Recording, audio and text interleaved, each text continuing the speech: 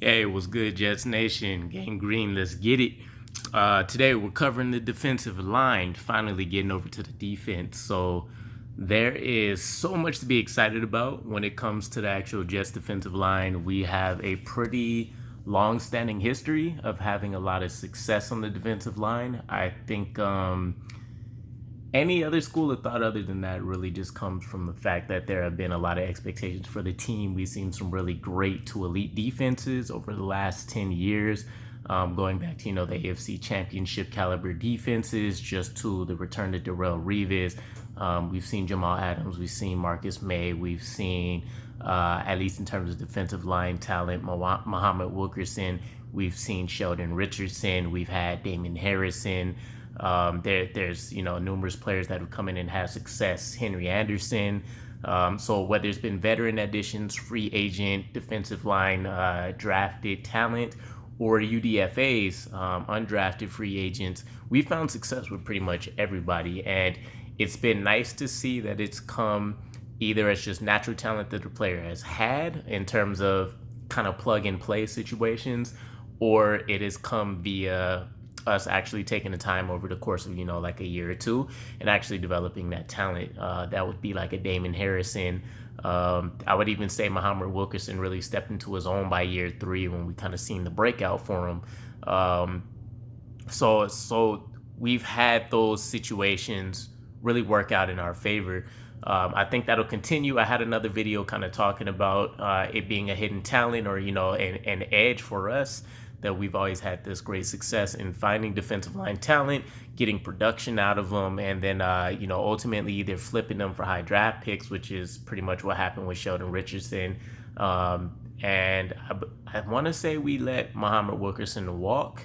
I could be wrong about that, but for the most part, Damon Harrison, Damon Harrison, Sheldon Richardson, and Muhammad Wilkerson, we all kind of were able to flip, or at least win whatever the trade situation or the trade-off would have been for them. So it's been a long time since we've had that Sons of Anarchy line, which we're covering there with those trio of players. But with the switch to 4-3, I would expect that we see a huge spike in how not only the production but the defense and how they play. So I wouldn't say it's a stretch that we could potentially hit like 50 sacks in a season, maybe more. So Carl Lawson, we've heard numerous day after day how incredible he's been. And speaking of which, multiple sack days, but he's doing this against Mekhi Becton.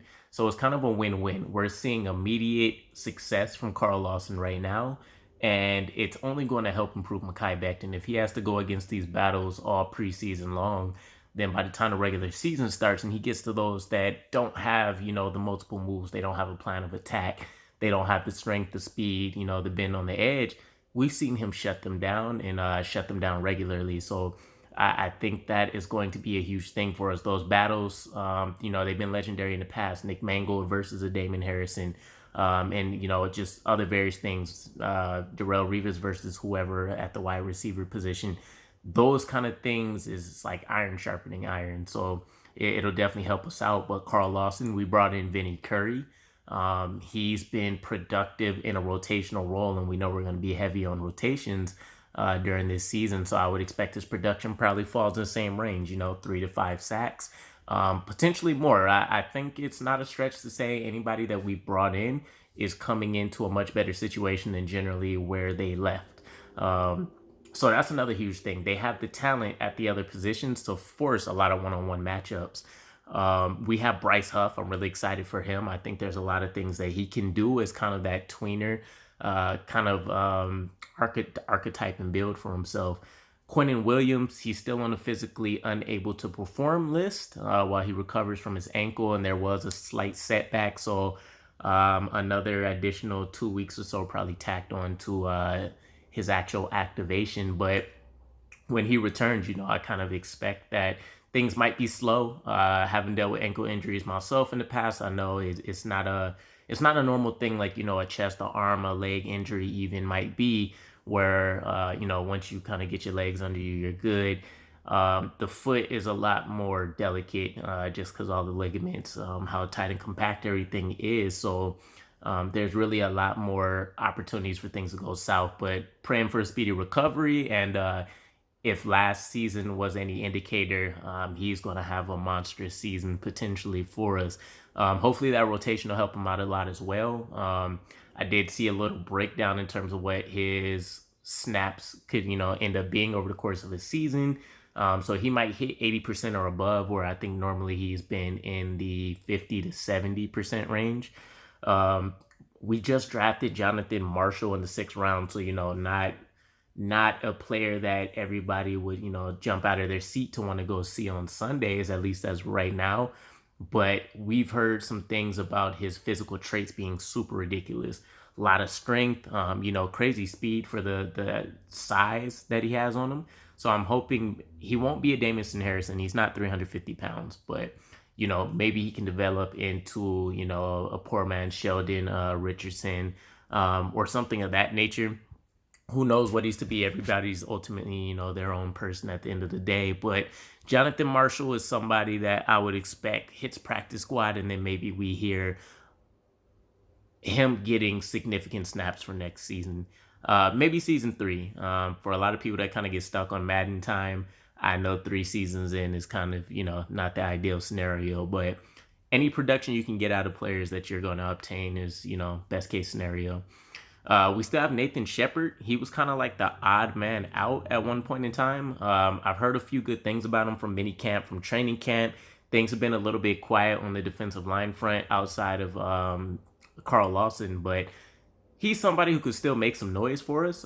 He's definitely much more of a run stuffer than I would say a pass rushing specialist for us, but there's definitely still a place for all of that, still a necessity to make sure we can impose our will in that manner.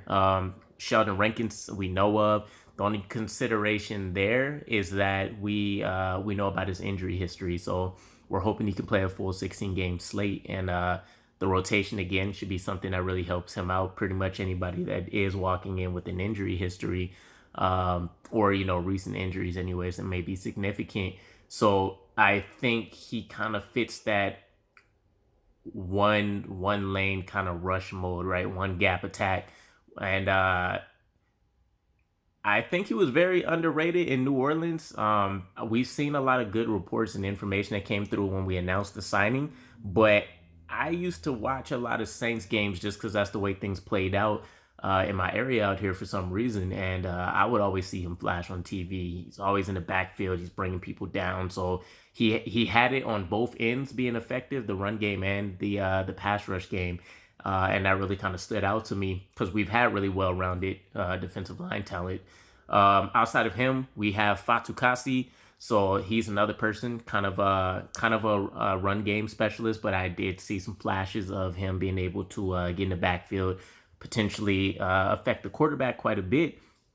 We have some other talents that we got from UD, from the undrafted free agency pool. So I know we have Tenzel Smart, and then there's also Michael Dwumfor, I want to say. We'll see how that goes. But Kyle Phillips, John Franklin Myers, and then we brought in Blair Ronald. So a lot to look forward to. I think we'll see a lot of stuff. We'll see about maybe, I want to say probably we keep 10 defensive linemen, maybe 8. We'll see how other positions on, I think offense probably more so than defense, kind of pans out. But Jonathan Franklin Myers is my dark horse candidate for the season. I don't think he'll see 80% plus snaps, but I think we'll see him be super effective when he comes in. Just as we seen last season, he's surrounded with so much more talent. There's a lot more coaching that's going to be kind of catered to that position, among other things. Bryce Huff is another one that I think we might see kind of the same transition and effect on. But let me know who you guys are looking forward to seeing, how you expect the defensive line talent to kind of pan out. And, let's get it gangrene. Hopefully we keep hearing great news throughout the preseason leading into the regular season for us.